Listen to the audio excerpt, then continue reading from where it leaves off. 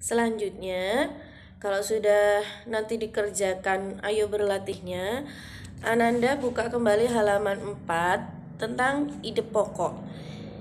Ya, muatan bahasa Indonesia.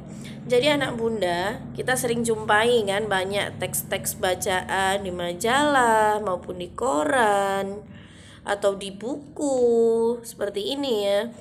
Nah, dalam teks tersebut pasti ada pokok-pokok penting yang dibicarakan, informasi-informasi penting yang dituju.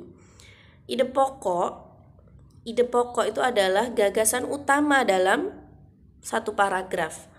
Ya, jadi bisa di awal, bisa di tengah, bisa di akhir. Tapi memang lebih banyaknya ide pokok itu berada di kalimat awal. Jadi beda ya nak ya, ide pokok dengan kalimat awal.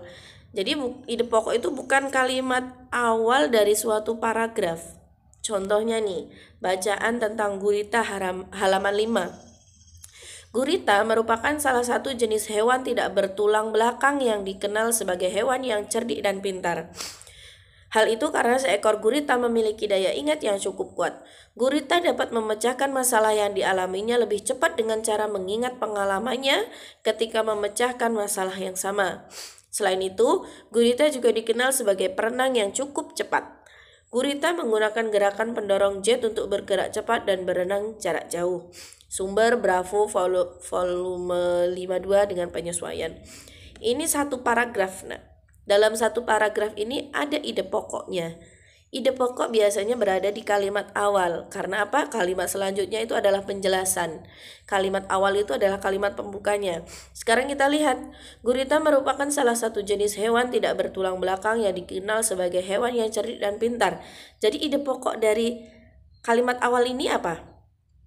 Nah, kita dapat menemukan inti dari teks ini adalah gurita adalah hewan yang tidak bertulang belakang, dikenal sebagai hewan yang cerdik dan pintar. Nah, itu ide pokoknya. Jadi inti dari suatu kalimat atau teks. Kemudian, apa sih manfaat kita mengetahui ide pokok? Jadi ide pokok itu, dari kita mengetahui ide pokok itu, kita bisa tahu inti dari masalah atau topik yang diminta oleh penulis dari teks tersebut.